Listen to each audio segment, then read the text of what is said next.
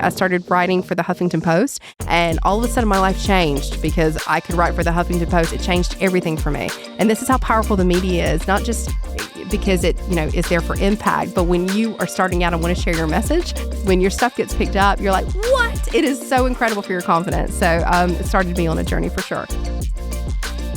Welcome to the Life on God's Terms podcast. We are so thrilled to have you here. I am your host, Rachel Riva.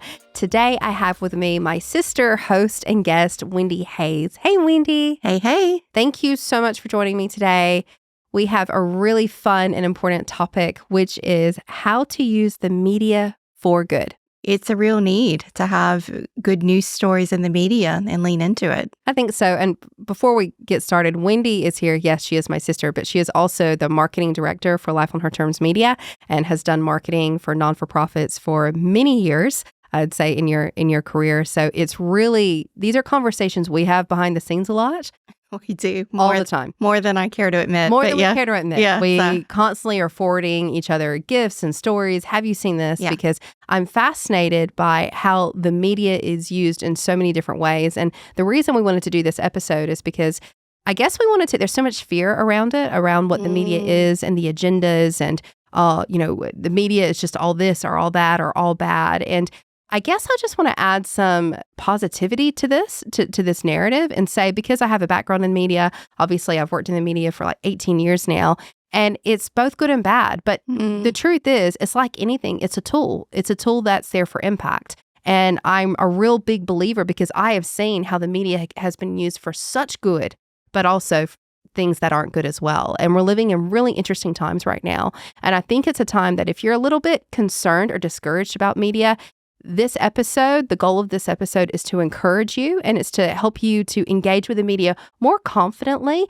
but also show that how you can actually have an impact on the media as well. So what I've done is I've put down a list of 8 ways of how you can use the media for good. And when we're talking about media, we're talking about anything that is a means of mass communication. And that's TV, radio, news, magazines, online blogs, podcasts, Twitter, X, TikTok, Instagram, LinkedIn, we could keep going, but the platforms are changing constantly, but people are still they still want to know what's happening in the world. They still are looking for content. Yes, it's changing how they're consuming it, but people are still searching, I think is probably the main thing. And this isn't going away. You can say, I'm not going to watch CNN or Huffington Post or Fox News or, The Guardian anymore, but they're still there. And I think it's really important that we just consider how to engage with media well in the times that we're in and play your part, because I think everyone has a part to play in this. It's 100%. I was just saying before, I wasn't going to bring it up, but I will, that sometimes I will just, hearing all the negative things happening in the world, I will take a spiritual fast from the negative media and only lean into the good parts of the media. I don't do it often, but when I feel the fear or just that anxiety of going, oh my goodness, first of all, leaning into God and going, He's in control no matter what. But then also just turning off even a lot of the legacy media and just going, I'm only going to listen to really uplifting podcasts, or I have Audible and have the Bible, where it's obviously you're just on verbal, like listening, and that's really helpful. And then leaning into the good, because there's so much good out there, but people don't lean into that. So I love this, Rachel. Keep going. I'll keep going. Well, you remind me of a story. This was years ago. It was actually when I was pregnant with my son. That's how long ago it was. And I remember I was just scrolling. I think it was one of the main news outlets. And I was just scrolling, right? How often do we just scroll a website? And I clicked on an interview, and it was with the actor Jamie Foxx. And I thought, oh, this will be fun. I like celebrity interviews. He seems cool. And he was interviewing another actor. And I was, oh, actors interviewing actors. I know, that's fun. Right? Yeah, I love How that. inspiring. So much fun. Well, what they were interviewing about was a role that he played. And so I'm just watching this, and it's late at night, and I'm really interested. And the role that he played was about a serial killer. And it wasn't about any serial killer. It was Jeffrey Dahmer. And I didn't know much about the guy at the time. This was a couple of years ago. And all of a sudden, I went from me scrolling this news website going, oh, this looks interesting and nice. And I could not sleep that night because of what they just started talking about. And it wasn't horrible, but it opened me up into something that I didn't even think. I was like, my goodness. And it just was such a reminder to me of how we have to protect our minds and our hearts. And it wasn't a bad thing. I'm not here to say that interview was bad, nothing like that, but I'm highly sensitive. And we actually are all sensitive beings. We are spiritual beings. And I know some people go, oh, I can watch that. It doesn't affect me. It absolutely does. What comes into our eyes, what we hear, what we see, it absolutely affects our spirit. Whether or not you recognize that is another thing. But it had a real impact on me because I couldn't sleep that night because all I could think of was this story, which I knew was a true story. And it was just amazing what it opened up for me mentally at that time. And so that is just the weird funnel of Rachel's brain, but also just going, media is so important. It's so important. And even now that I have a kid, and so even what he consumes of all of that is even more important. But getting back to this, I think you just mentioned it there. But I want to start with the first thing of how to use the media for good. That's such a, big question. But I think number one is some people say be well-informed. I think be cross-informed. And what I mean by that is I will purposely follow people or outlets that I don't traditionally agree with, things that will share stories that I would not seek out myself or perspectives I would not seek out myself. I think one of the most dangerous things I've seen, particularly with social media, is I can't believe you're saying that about that politician or political side. I'm going to unfollow and unfriend you, or we're not following this outlet anymore. And look, there's a lot of misinformation out in the world. Tons. I actually think it's very terrifying if you look at what's happening with Israel and TikTok. And, you can see a lot of the content that's being amplified here, so many different sides. But if you are cross-informed, and what I mean by that is lean into listening to outlets that maybe don't traditionally support the ideas that you kind of always agree with. I think that sometimes, and this happened when we were living in America, people would only listen to one or two mainstream news items because there was only a few at the time, but now there's tons. Yeah. People aren't just getting their information from CBS News at night or from the ABC at night as it was when we were growing up. Now it's different. Now they're getting it from influencers or from TikTok pages or from online. And so all I would say is, number one, don't just stick to the outlets that make you comfortable. Go and look at places that, could potentially be sharing things that you wouldn't obviously always be aware of. Follow the people or the friends that maybe have different views to you. Listen to them. Listen intently, not respectfully. Exactly. Listen respectfully. And see, because I still keep learning so much from people that I really don't share the same ideology with, but I learn from them, from where they're coming from. And I need to keep learning from them, because if we're all in a room full of each other of the same opinions, there will be no change. Well, it's living in an echo chamber, essentially. And it's like, I want to live in a safe space. I'm going to create my own world. I'm going to create everyone that thinks and looks and speaks like me. That's dangerous. That's where cults start. I mean, it opens yourself up to not thinking for yourself.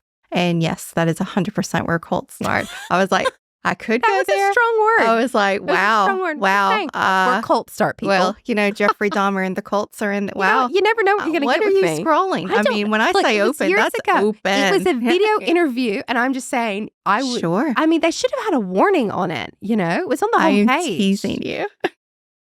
But anyway, okay. So that's number one. Number two, you actually just mentioned this: limit our consumption. Have boundaries with how we consume. It's kind of like know thyself. I think Socrates said that within yourself that, hey, my anxiety about fear and the world, and I know, biblically speaking, we shouldn't lean into that. But I will just, I shouldn't say unfollow, just take a little bit of a spiritual fast from all of those things. And I can't tell you how helpful it is. No, I don't do it every month. I can't even say I might do it every maybe 3 or 4 months, but everyone knows within themselves, you will feel going, it is just so much. And then you take a step back, lean into God, listen to the Bible, He is author. He is everything. He is King of Kings, Lord of Lords. And when you step back, for me personally, when I step back, having knowledge about the media, it really puts life and God and everything in perspective when I do that. And it's so helpful, is all I can say. It can be really easy. I love what you're saying before about like putting the media and politicians and government on this pedestal in terms of they're the ones in control. And we can go on a whole tangent about that, the fourth estate and where that sits. And the reason I love the media so much is because I know how powerful it is as a tool. I've seen both the good and the bad. I've seen how it can, mean a politician wins. I've seen how it can raise the profile of go ahead. I just recently saw a video of, not that I'm endorsing anyone here, but Robert Kennedy Jr. I saw his video just recently, just a few days ago, and I was moved. And whoever did that video, I was like, well done. Well done. Props to their marketing team, because they had on a vintage TV of his uncle and, all the family, and whether you know it or not, they had that before you even saw him, and the music. And I was just like, I want to learn from these people. I was moved, and I dare anyone not to watch that video and not be moved and go, wow. But yeah, I was just super impressed. You really just wanted to send props to his marketing team. I got to. It was that good. I feel like we need to do some marketing props, like props to the marketing team of these people. Good News Media. Good News Media. I'm not saying I agree, but it was a great video, and it moved me. And obviously it was meant to, but I was like, I can't help it. You feel connected to all those people. But it's true. That's what the media does. That's a part of it. And just kind of going back to, why the media is so important. Recent stats suggested in the U.S., 8 hours a day people are spending on digital media, 4 hours a day on traditional media. And worldwide, the average media consumption is 7 hours a day. You think this doesn't affect you, but it does. But the cool thing is we have choice over what we consume. When we were little, there was like 4 news channels, and, our parents used to watch, we'll watch the news at this time or whatever. Now you've got it on demand, and now you have rolling coverage. Now you have Twitter, which is releasing news. Now you have, it's so all-consuming. And yet it can almost, if you don't put it into perspective, as you said, that God is the one who's in charge. That's right. That when we do that, I think for me, one of the things I started doing was putting timers on the apps. So after 10 minutes, it was like 10 minutes. Then I was like, no, I need 20 minutes. But after 20 minutes, they would lock you out and go, okay, you've had enough for today. And I didn't realize how much I was spending on these platforms. But when you actually have a time limit on it, you become much more intentional on how you use it. So yes, I'm the same with you. Limit consumption or put boundaries around it so it doesn't feel like the world is caving in or everything that's happening in the world. It's just, it can be too much sometimes. And that's just like you said, we have to just be really self-aware. All right, number 3, this is a bit more practical, but this is something I think is really important. I don't care if you are a housewife, a business owner, or someone who is in their career. You can pitch your story to local media. Now, there's obviously a few ways you can do this, and I think people think this is some magic trick, but it's something I've just learned over time. You do not have to have a crazy successful business in order to do this. You do not even have to have an incredible story to do this, but people are interested in inspiration.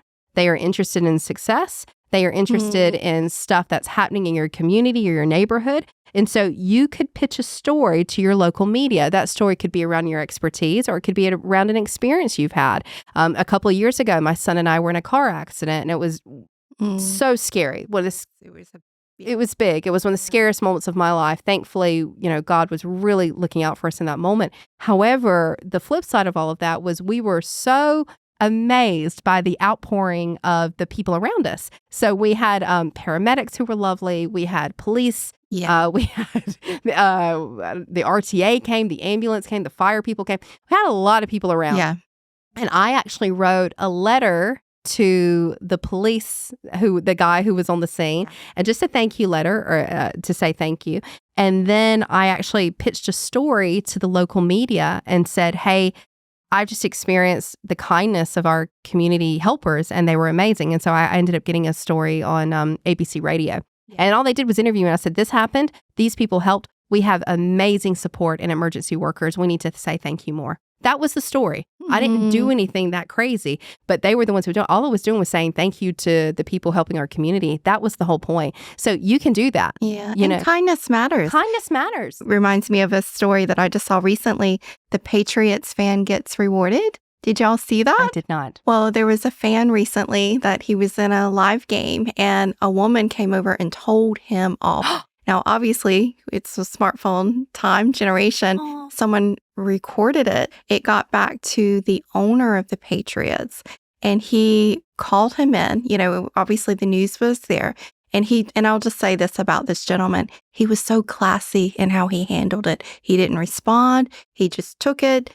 And how those people that even if you did respond, it was going to be ugly. He read that room well and just said, I'm not going to respond. He was so classy. It's the way we should be. It was a sweet moment. But I think, honestly, you would go, oh, good job, man, and move on. Well, the owner got him his own jersey, had the man's name sewn in the background, so he's got his little jersey. And then he gave him box seats, him and a friend box seats for that. And he got to sit with the owner of the Patriots. Wow. And it was like, first of all, good news story. Like, we all love hearing beautiful pieces like that. But then what happens when we do the right thing? Like, I'm not saying, you're going to get a jersey. Did the owner, it's not about that. But it's like, with what, you never know who's watching. You never, you're doing this for your children. You're doing the right thing. But I love that. And that's the power of a good news story. And I think the reason that was such a powerful moment was we can all relate. We've done the right thing. But it's when you're honored for it, that's a lovely, and we shouldn't be honoring that society. That should be getting a lot more than some of the fear things that are happening. Well, it was interesting when I sent the email to the police officer that, it was actually a traffic cop guy who came and helped us out a lot on the day. He called me later, about a week later. He said, I've never had anything like that before, and I'm about to retire. Wow. And I was amazed. And to be honest, it was my mother who really encouraged me to do that. And I wanted to, but they didn't make it easy. And I said that later. So I contacted the ambulance, the paramedics, just to say thank you. Because I've worked with emergency services before. I knew they always had places. You know what they had a place for? Register your complaint here. But there was no place to say thank you. And so I was like, I'm writing through the complaints team, but really, I just want to say thank you. It was so funny and bizarre. And there's been a few instances like that where we've actually had to go out of our way to go, I want to say thank you. And even, do you remember growing up with Barbara that sometimes she would make us wait? We're like, can we just go home? She's like, no. She would say, I need to speak to the manager. And they would always delay you because they think you're going to complain. But she would make us wait. So she'd go, I want you to know that staff member did this for us and was wonderful. Please pass that on, especially to like frontline customer checkout people who are really working hard and probably not, probably getting a lot of not nice, attitudes in response. So anyway, I completely agree with you. And just from a more practical perspective, bringing it back to the media, they are always after, particularly local media in your local area, they are always after good news stories. They are always after anything. If you want to honor your local heroes, they are super keen on hearing that. And we'd call them evergreen stories. They're universal themes: love, hope, kindness, all the things that are, of the spirit. Fruits of the Spirit. Yeah. The media is also really interested in them. They don't know that, but that's what they're doing. They're promoting the fruits of the Spirit when they do it. So number 4 is share inspiration on social media. Now, one of my favorite stories is one of the first times I think that we saw this played out on Facebook years ago with the Chewbacca mother. Oh, she was great. How good was that? She just had so much joy. Share the story, Rachel. The story is, you can literally Google Chewbacca mother and it will come up. It was probably about 8-10 years ago, maybe. And it was a woman up from the South, young mother, didn't have any money. And she one time posted on her own Facebook page a video saying that I bought this because I was having such a hard day. And it wasn't cheap. It was like a $70 mask. And it was a Chewbacca mask. And she said, it was a good looking Chewbacca mask. And she said, I just had a really hard day and I bought this for myself because it's making me laugh. And she just puts it on and starts laughing hysterically. And people started sharing it because it was so off the cuff. It was so clearly authentic. And she was so joyful. And she had such a beautiful laugh. She did. Like it was from her heart. It was. Yeah. And she shared it. She's like, I'm sharing this because go and buy yourself something. If you're a mom and you're having a hard day, go and buy something. Make yourself laugh. Enjoy, bring joy to yourself. And she said, my kids won't be able to play with this. This is mine. And it was so funny because everyone can relate to that moment. And she ended up getting on Ellen. She got a book deal. She was on a book tour. She got kids' college paid for. And that was super cool. It was amazing. And to me, it actually just really, that's when the whole share your inspiration, Because it wasn't really a thing at the time. No one was doing that. No. and which was obviously why it was so beautiful and authentic. And then you saw people The rise of the influencers. the rise of the influencers, which was interesting. Yeah. I think it's interesting because it became a commodity and it became the business of inspiration. Yeah. And there's this push-pull I have with it sometimes. If I Yeah. want to share, but I don't want you to think I'm sharing constantly just to do this. But I almost think it's like, it's almost too easy. People ignore it. You can literally post on your social media channels an encouraging message. And how often have you been scrolling on a really hard day and that one message has just gone, I needed that today. And you could be that for someone. You could be that for someone. And sometimes I do it for mothers because that's like, I'm like, if you're a mom and you've had a bad day, I need you to know this truth. Well, that's your season too. Yeah. Yeah. You're in that mom season. So you can easily relate to other mamas who are in that same tribe, same circle where you're at. And I think, the pain that you were in a year ago, share it for the people who are going through it now. That's right. This is what you need to know. This is the truth about it. And I just think that we ignore that sometimes. But share inspiration on social media. If you have a Chewbacca mask, sure, share that. But I just think you have no idea the ripple impact, even if it's just one person that can have. But I have had messages from people who've gone, I've heard this or I saw this and it's exactly what people that you would never think. And so it does make a difference. And I don't do it for that reason. But I've noticed, and there was a lot of times when I started posting, and you were looking at every metric, and for months there would be nothing except my mother going, great job. I love you. You know what? We've got the best mom. We do have the best mom. She's very encouraging. She's a Jesus cheerleader. She is a spiritual cheerleader. For her children as well as God. She is just humanity cheerleader. But the point is you can be that. You don't have to wait for the media to affirm you. You can use your own channels. That is called an owned media channel, which you have, and you can do that yourself. So, which is cool. Number 5, you were talking about this before, promote feel-good stories. So there's a lot that you've been following. Well, yeah, that Patriots fan gets rewarded. And well, this one isn't a feel-good story too, but there's a gal I follow, Maxine Winari. Thank you. She's amazing. She is a coach. She is a best-selling author. She is a wonderful woman who we just adore. I do love Maxine. I've followed her for some time. And there was a post I saw of hers just a couple of days ago. I think she does a Monday motivation. And she's a Christian too.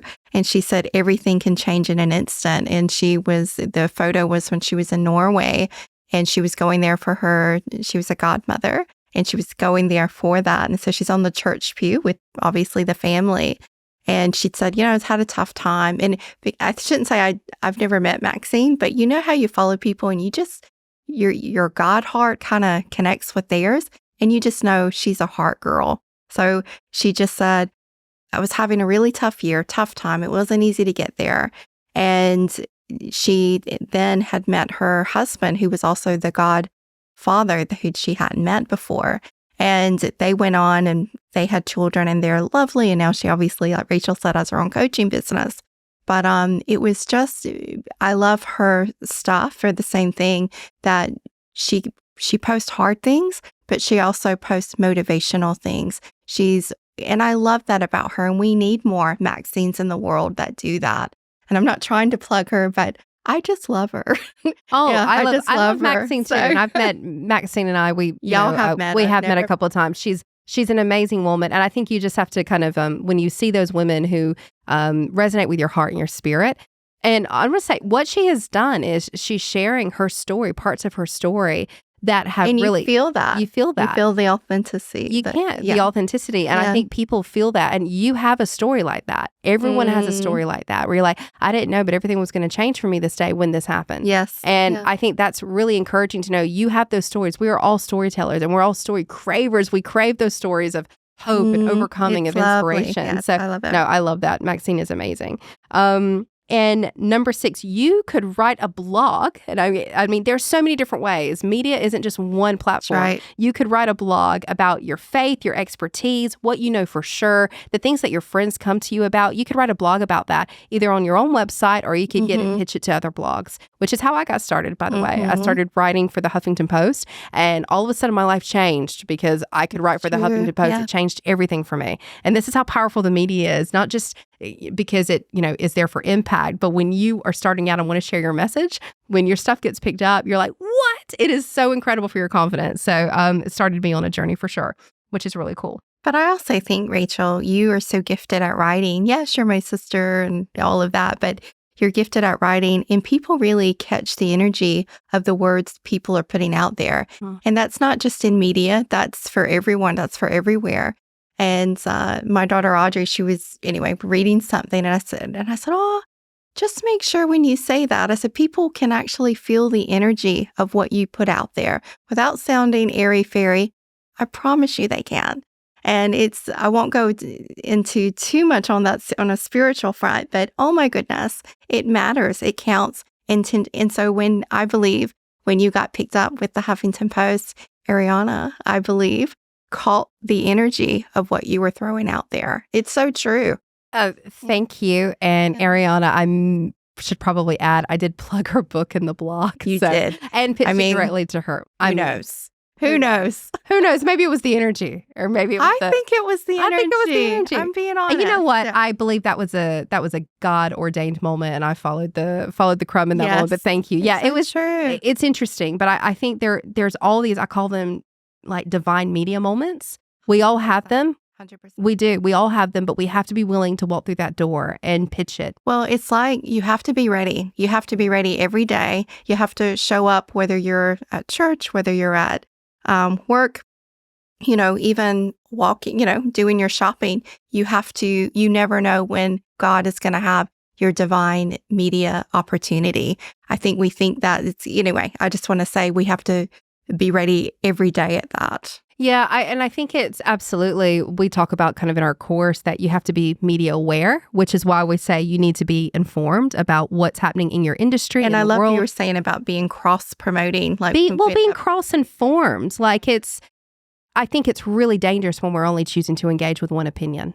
I think it's very dangerous. And I think that's one of the things we want to go lean into. And of course, I want to hear more about what I'm interested in and people who think like me. But I can't. That is so, I think that's one of the most dangerous things we're seeing at the moment. And it's, I mean, it's kind of like creating the ultimate safe space. So I was going to say almost, I don't want to say like a bubble room for yourself for all these ideas that only you believe. That could be a whole other thing. We could go there. So number one, you got to be media aware.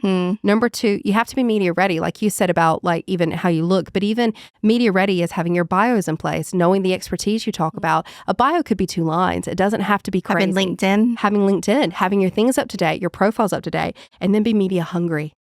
And I think that you've got to want this. And that some people go, I don't know if I want it or not. Well, if you want to have an impact, if you have a message to share, the media is a tool to be able to do that. And you get to do it in a way that feels good for you. You do. You don't have to do it on LinkedIn. You don't have to do it on one particular platform. That's right. But you have to be hungry for what it is going to give you and the difference it's going to make in the world. You have to be hungry to share what God has given you.